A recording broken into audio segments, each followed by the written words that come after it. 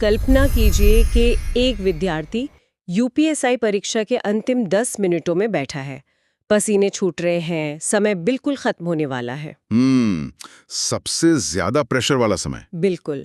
और तभी स्क्रीन पर एक शब्द उभरता है, नीलकंठ। सवाल है कि इसमें कौन सा समास है? और दिमाग तुरंत कहता है कि नीला है जिसका कंठ, यानी यहाँ रंग एक विशेषता है। हाँ, तो विद्यार्थी सोचता है कि ये निश्चित रूप से कर्मधारय समास है।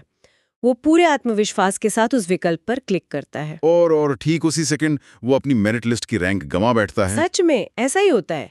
लेकिन क्यों? क्योंकि व्याकरण सिर्फ नियमों का एक सूखा पुलिंदा नहीं है। एकदम सही। ये एक तरह का सांस्कृतिक वीआईपी पास है, जहां कुछ शब्द सामान्य नियमों को धता बताकर अपना अलग रुतबा कायम करते हैं। जय हिंद दोस्तों, स्वागत है टॉपर्स की डायरी चैनल में। प्रतियोगी परीक्षाओं की तैयारी के लिए आज का यह गहन विश्लेषण उन सभी उलझनों को सुलझाने वाला है। हाँ, क्योंकि आज हमारे पास जो स्रोत सामग्री है वो है टॉपर्स की डायरी द्वारा तैयार किया गया समास का मास्टर मानचित्र। और हमारा मिशन सिर्फ नियम रटना नहीं है, बल्कि भाषा की उस अर्थव्यवस्था को डिकोड करना है जो इन शब्दों को गढ़ती है। और ये डिकोड करना इसलिए जरूरी है क्योंकि परीक्षा हॉल के उस भारी दबाव में रटे हुए नियम अक्सर धोखा दे जाते हैं। बिल्कुल दे जाते हैं। जब हम ये समझ लेते हैं कि भाषा कोई विशेष व्यवहार क्यों कर रही है, उसके पीछे का तर्क क्या है, तो फिर गलती की गुंजाइश खत्म हो जाती है। सही कहा। तो अगर हम समास की बुनियादी बात करें तो स्रोत सामग्री के अनुसार इसका सीधा सा फॉर्मूला है, एक पहला शब्द, उसमें जुड़ा एक दूसरा शब्द और दोनों के मिलने से बना एक नया सार्थक शब्द। हाँ, यही बेसिक फॉर्मूला है। अगर मैं इसे रोजमर्रा की जिंदगी से जोड़ूं तो क्या ये एक ब्लेंडर की तरह नहीं है, जहां हमने दो अलग अलग फल डाले, मशीन चलाई और एक नई स्मूदी बाहर आ गई? अरे रुकिए रुकिए, ब्लेंडर वाला ये उदाहरण दरअसल बहुत खतरनाक है। अच्छा, वो कैसे? मैं तो सोच रही थी ये परफेक्ट उदाहरण है। अगर हम समास को ब्लेंडर मान लेंगे तो पूरा कॉन्सेप्ट ही गलत हो जाएगा, क्योंकि ब्लेंडर में सेब और केला अपनी मूल पहचान पूरी तरह खो देते हैं। हाँ, स्मूदी में से सेब का टुकड़ा वापस नहीं निकाल सकते। बिल्कुल। लेकिन समास में ऐसा नहीं होता। समास एक ब्लेंडर नहीं, बल्कि एक जिप फाइल या कह लें कि एक रणनीतिक गठबंधन की तरह है। जिप फाइल मतलब वो अपना अस्तित्व नहीं खोते। एकदम सही। जब हम राजपुत्र कहते हैं तो राजा और पुत्र दोनों शब्द अपनी मूल पहचान बनाए रखते हैं। वे नष्ट नहीं होते, वो बस एक दूसरे के करीब आ जाते हैं। और बीच की जो गैर जरूरी जगह है, यानी का शब्द, उसे हटा देते। हाँ, भाषा विज्ञान में इसे अर्थव्यवस्था कहते हैं, इकोनॉमी ऑफ लैंग्वेज। समय और ऊर्जा बचाने के लिए भाषा अपने गैर जरूरी हिस्सों को छांट देती है। वाह, ये बहुत अहम अंतर है। शब्द अपनी पहचान नहीं खोते, बल्कि वे एक नए गठजोड़ में आते हैं। तो चलिए इस मानचित्र के पहले हिस्से में चलते हैं। जो कि बहुत ही स्पष्ट है। हाँ, उन शब्दों की दुनिया में जो अपनी पहचान को लेकर बहुत मुखर हैं। स्रोत सामग्री इसे अव्ययीभाव समास कहती है। इसमें बताया गया है कि पहला पद प्रधान होता है। और इसे पहचानने की ट्रिक बहुत आसान है। शब्द की शुरुआत में हमेशा कोई ना कोई उपसर्ग लगा होता है, जैसे अनु, आ, प्रति, यथा, भर, हर। इसे ऐसे समझिए कि कुछ शब्द ऐसे होते हैं जो अपना पहचान पत्र या आईडी कार्ड अपने सीने पर लगाकर चलते हैं। हाँ, अव्ययी भाव समास ठीक वैसा ही है। इसका जो पहला हिस्सा है यानी उपसर्ग, वो एक तानाशाह की तरह पूरे शब्द का अर्थ अपने नियंत्रण में ले लेता है। इसे थोड़ा और स्पष्ट करें। मतलब एक छोटा सा उपसर्ग पूरे शब्द को कैसे नियंत्रित कर सकता है? देखिए, उदाहरण के लिए दिन शब्द को लेते हैं। दिन का मतलब है एक साधारण वार या दिवस, लेकिन जैसे ही इसके आगे प्रति उपसर्ग लगता है, प्रतिदिन, तो अब ये सिर्फ एक दिन की बात नहीं कर रहा। बिल्कुल, ये एक चक्र की बात कर रहा है, प्रत्येक दिन। उसी तरह शक्ति एक सामान्य शब्द है, लेकिन यथाशक्ति कहते ही वो एक सीमा या दायरे में बन जाता है। अच्छा, यानी शक्ति के अनुसार। हाँ, और जन्म के आगे आ लगा दें तो आजन्म बन जाता है, यानी जन्म से लेकर। यहाँ वो छोटा सा उपसर्ग ही पूरे शब्द की दिशा, दशा और अर्थ तय कर रहा है। समझ गए। इसीलिए हम कहते हैं कि इसमें पहला पद प्रधान है, यानी अव्ययी भाव वो है जो दूर से ही चीख चीख कर बता रहा है कि वो क्या है। एकदम सही। लेकिन एक जिप फाइल तभी काम करती है जब पता हो कि उसके अंदर क्या है। क्या होता है जब भाषा जानबूझकर उन निर्देशों को डिलीट कर देती है जो बताते हैं कि दो शब्द आपस में कैसे जुड़े हैं? और यही हमें मानचित्र के दूसरे मार्ग की तरफ ले जाता है, तत्पुरुष समास। हाँ, और स्रोत के अनुसार तत्पुरुष समास में पहला नहीं बल्कि दूसरा पद प्रधान होता है। और यहीं पर प्रतियोगी परीक्षाओं में असली चुनौती शुरू होती है। बिल्कुल। सबसे बड़ी बात, जब आप समास का विग्रह करते हैं यानी इसे खोलते हैं, तो बीच में से कारक चिन्ह निकलते हैं, जैसे का, की, को, के लिए, में, पर, से। हाँ, जैसे राजपुत्र में राजा का पुत्र, या गौशाला में गौ के लिए शाला। अब अव्ययी भाव अगर सीने पर आईडी कार्ड लगाकर चलने वाला व्यक्ति है, तो तत्पुरुष मुझे किसी सीक्रेट एजेंट की तरह लगता है। सीक्रेट एजेंट, ये नजरिया बहुत दिलचस्प है, इसे थोड़ा और खोलिए। देखिए, तत्पुरुष में आपको शब्द को देखकर तुरंत पता नहीं चलता कि दोनों के बीच रिश्ता क्या है। एजेंट के पास एक गुप्त कोड है जो उसके अंदर छिपा है, जैसे गौशाला। सही कहा। अगर कोई विद्यार्थी इसे डिकोड न करे तो वो सोच सकता है कि ये गायों से बनी हुई कोई शाला है या गायों को बेचने की शाला है। हाँ, अर्थ का अनर्थ हो सकता है। लेकिन जब हम विग्रह रूपी पूछताछ या इंटेरोगेशन करते हैं, तब वह एजेंट अपना असली कोड उगल देता है, के लिए, यानी गौ के लिए शाला। ये सीक्रेट एजेंट वाली तुलना परीक्षा के नजरिए से बहुत काम की है। विद्यार्थी अक्सर यही गलती करते हैं कि वे शब्द से पूछताछ नहीं करते, बिना पूछताछ किए जवाब दे देते हैं। बिल्कुल। तत्पुरुष समास में दो शब्दों के बीच एक पूरा वाक्य छिपा होता है, जिसे भाषा ने आलस के कारण गायब कर दिया है। आप बीती कहने में कम समय लगता है, बजाय ये कहने के कि ये घटना आप पर बीती है। हाँ, लेकिन अर्थ पूरी तरह से उस गायब हुए पर शब्द पर टिका है। इसीलिए परीक्षा में किसी भी शब्द को देखते ही उस पर नियम न थोपें, पहले उसे तोड़ें। उसका विग्रह करें और देखें कि बीच में से कौन सा छिपा हुआ एजेंट या कारक चिन्ह बाहर आ रहा है। एकदम सटीक बात। तो हमने उन शब्दों को डिकोड कर लिया जो आईडी कार्ड पहनते हैं, और उन शब्दों से भी पूछताछ कर ली जो अपने कोड छिपाते हैं। हाँ। लेकिन भाषा हमेशा कुछ छिपाती नहीं है, कभी कभी वो बहुत ही स्पष्ट और वर्णनात्मक होती है। मानचित्र हमें अब उन दो रास्तों पर ले जाता है जहां सारा खेल भौतिक गुणों और गणित का है। यानी कर्मधारय और द्विगु समास। ये दोनों समास भाषा को रंगीन और सटीक बनाने का काम करते हैं। कर्मधारय समास की ट्रिक ये बताई गई है कि इसमें पहला शब्द दूसरे शब्द की विशेषता या क्वालिटी बताता है। और जब हम इसे तोड़ते हैं तो बीच में है जो या के समान जैसे शब्द आते हैं। हाँ, इसके उदाहरण बड़े काव्यात्मक हैं। चरण कमल, कमल के समान चरण। महात्मा, महान है जो आत्मा। ये मुझे किसी फिल्म के रिव्यू की तरह लगता है। रिव्यू? अच्छा। हाँ, जैसे कोई आलोचक बता रहा हो कि फलां चीज कैसी है, उसकी क्वालिटी क्या है। हाँ, और भाषा को इस रिव्यू की जरूरत इसलिए पड़ती है क्योंकि हम चीजों को सिर्फ उनके नाम से नहीं बुलाना चाहते, हम उनके प्रभाव को जताना चाहते हैं। सही बात है। कोई सिर्फ आत्मा नहीं है, वो महान आत्मा है। यहाँ एक शब्द दूसरे की तारीफ कर रहा है या उसका दायरा तय कर रहा है। और इसके ठीक विपरीत है द्विगु समास। स्रोत कहता है कि इसका नियम कड़क और गणितीय है। बिल्कुल, एकदम पक्का गणित। जैसे नवरात्र, 9 रात्रियों का समूह, या चौराहा, 4 राहों का समूह। अगर कर्मधारय एक रिव्यू है तो द्विगु बॉक्स ऑफिस के कलेक्शन का नंबर है। इसमें कोई भावना नहीं है, सिर्फ सीधा सीधा गणित है। द्विगु समास परीक्षाओं के लिए एक बहुत ही स्कोरिंग हिस्सा है, लेकिन यहाँ एक जाल भी है जिससे बचना चाहिए। जाल? कैसा जाल? गणित में कैसा जाल हो सकता है? जाल ये है कि विद्यार्थी सिर्फ संख्या देखकर तुरंत द्विगु पर टिक कर देते हैं, लेकिन स्रोत सामग्री की उस दूसरी शर्त पर ध्यान नहीं देते। कौन सी दूसरी शर्त? समूह का बोध। शब्द को एक कलेक्शन या समूह का प्रतिनिधित्व करना चाहिए। अच्छा, सिर्फ नंबर होना काफी नहीं है? बिल्कुल नहीं। अगर मैं कहूँ चवन्नी यानी 4 आनों का समूह, तो ये द्विगु है, लेकिन हर संख्या वाला शब्द द्विगु नहीं होता। और यही वो जगह है जहां परीक्षक विद्यार्थियों को फंसाते हैं। इस बात को एक कदम और आगे ले जाते हैं, क्योंकि ये सीधा हमें उस स्थिति की ओर धकेलता है जहां शब्द एक दूसरे से या तो टकराते हैं या पूरी तरह से एक नया अर्थ बना लेते हैं। हाँ, मानचित्र के अंतिम 2 मार्ग, द्वंद्व और बहुव्रीहि समास। स्रोत में द्वंद्व समास की जो पहचान बताई गई है वो बहुत स्पष्ट है।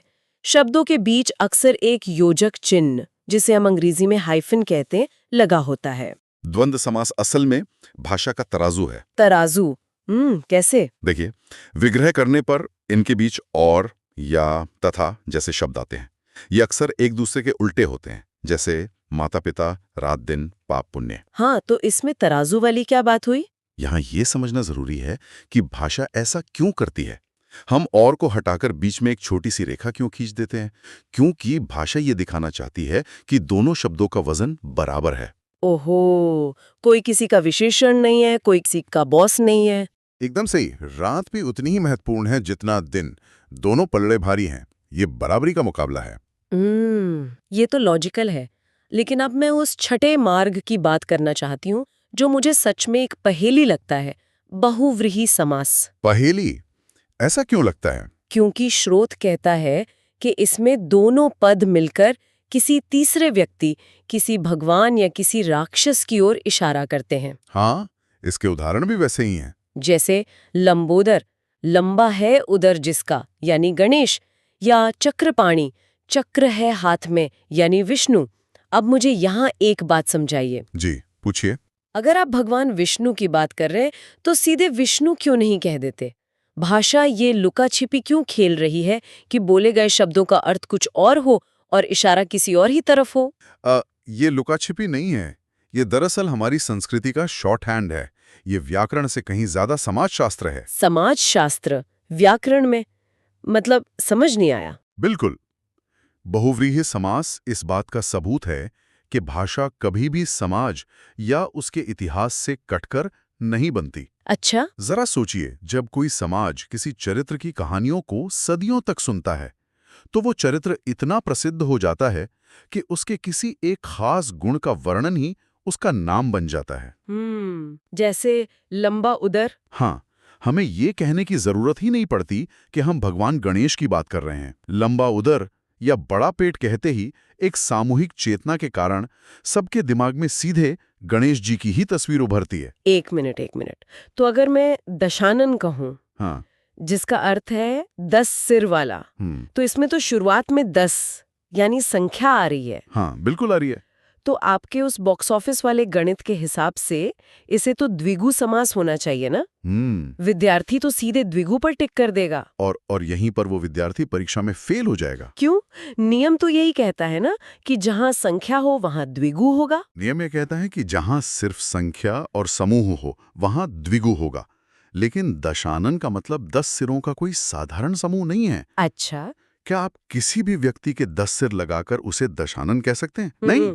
दशानन सुनते ही आपके दिमाग में कोई गणित नहीं आता, आपके दिमाग में सीधे श्रीलंका का राजा रावण आता है।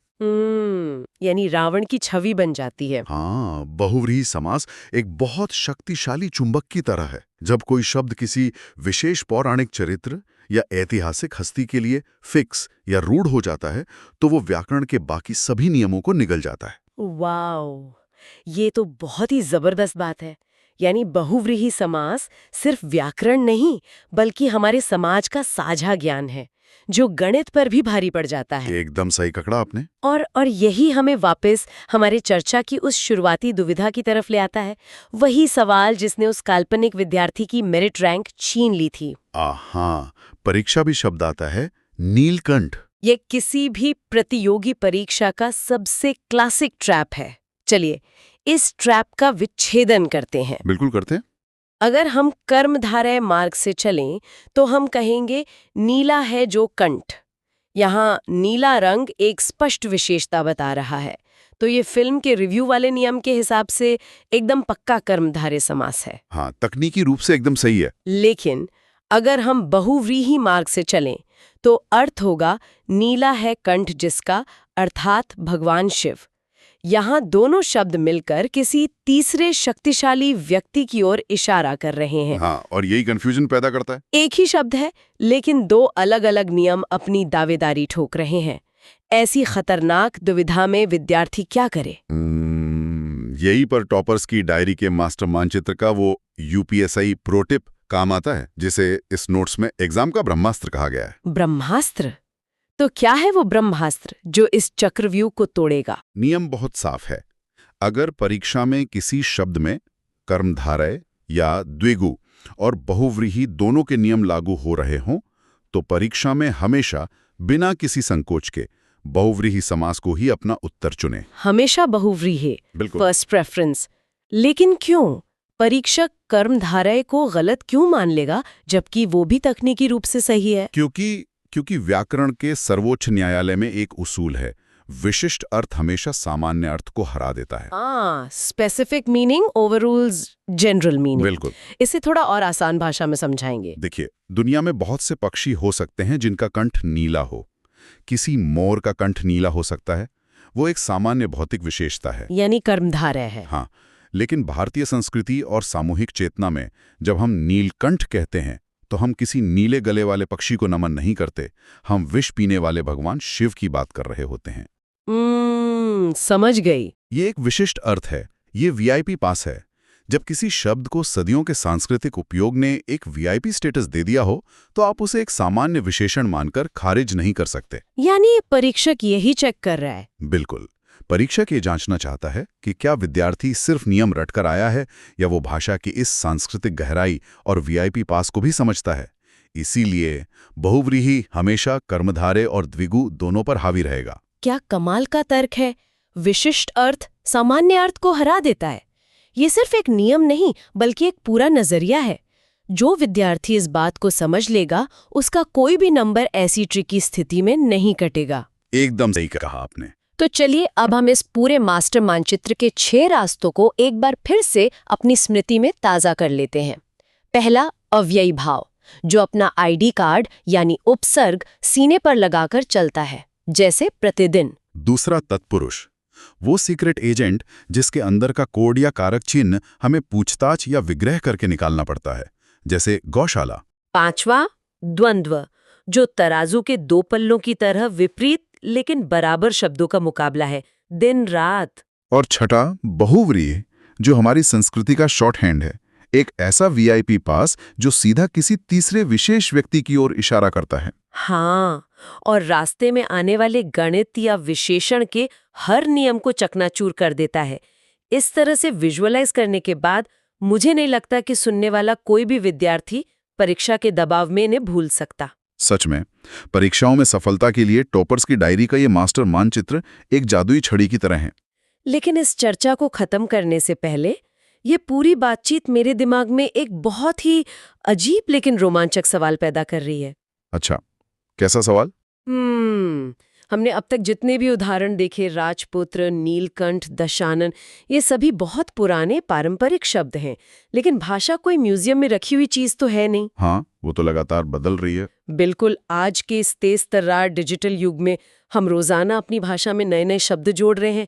जरा उन शब्दों के बारे में सोचिए जो आज हमारी जिंदगी का अहम हिस्सा हैं। जैसे स्मार्टफोन या साइबर कैफे या पासवर्ड। ये एक बहुत ही शानदार दिशा है। मेरा सवाल ये है कि अगर आज के इन बिल्कुल नए शब्दों को हमें समास के इन 6 रास्तों पर रखना पड़े तो वे किस मार्ग पर चलेंगे? ये तो बड़ा दिलचस्प सवाल है। क्या स्मार्ट है जो फोन कर्मधारय की श्रेणी में आएगा क्योंकि वो एक विशेषता बता रहा है? हाँ, कह सकते हैं। या फिर साइबर के लिए कैफे तत्पुरुष का सीक्रेट एजेंट बनेगा? क्या हम लोग अनजाने में ही अपनी रोजमर्रा की बातचीत में भविष्य के व्याकरण की किताबों के लिए नए समास नहीं गढ़ रहे हैं? आप बिल्कुल सही दिशा में सोच रही हैं। आज से 100 साल बाद जो विद्यार्थी व्याकरण पढ़ेंगे वे शायद दशानन की जगह हमारे आज के घड़े हुए इन तकनीकी शब्दों का ही विग्रह कर रहे होंगे। सच में भाषा लगातार शॉर्टकट ढूंढ रही है और हम हर दिन नए समास जी रहे हैं। ये तो सच में दिमाग की बत्ती जला देने वाला विचार है। क्या हम अनजाने में नए समास बना रहे हैं? ये सोचने वाली बात है। बिल्कुल। जो लोग हमें सुन रहे हैं वे भी आज अपने आसपास के नए शब्दों को देखें और उन्हें इस मास्टर मानचित्र पर फिट करने की कोशिश करें। देखें कि आपके हाथ में जो स्मार्टफोन है वो कौन से समास के मार्ग पर खड़ा है। ये एक बहुत अच्छी एक्सरसाइज होगी उनके लिए। आज के इस गहन विश्लेषण में बस इतना ही। सीखते रहिए, शब्दों से पूछताछ करते रहिए और परीक्षा के इस चक्रव्यूह को भेदने के लिए हमेशा रटने की जगह तर्क का रास्ता चुनिए। जय हिंद।